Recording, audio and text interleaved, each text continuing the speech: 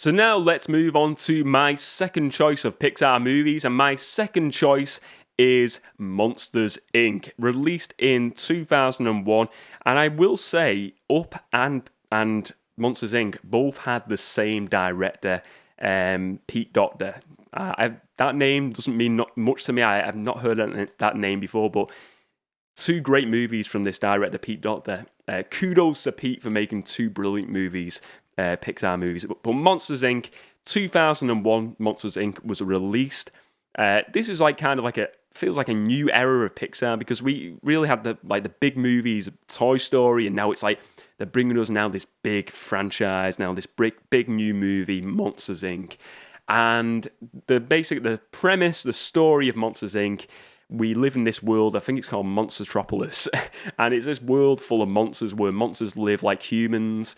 And basically, the way they power this world is through energy from scurrying, and they have this factory called Monsters Incorporated, and they go through these doors to scare little kids to get the energy from the scurs. And in this world, it's like kids are toxic, and if kids get into the monster world, they could potentially ruin their existence. That's the way they think, their ideology.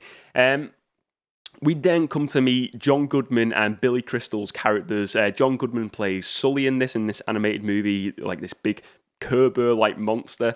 And then Billy Crystal plays Mike Wazowski, little green eyeball character, one big eyeball.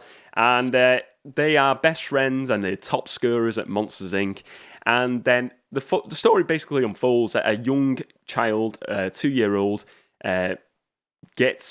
she comes through one of the doors at night, and Sully takes her home, and then they come to realize that children are not really as bad as the world makes them out to be. They're not toxic, and they can actually get more energy out of these kids from making them laugh. And it's, the story unfolds. We got a few villains in there, like Randall, played by Steve Buscemi, who is great. And we see this story unfold, and the connection between, especially with Sully and the child who they name Boo.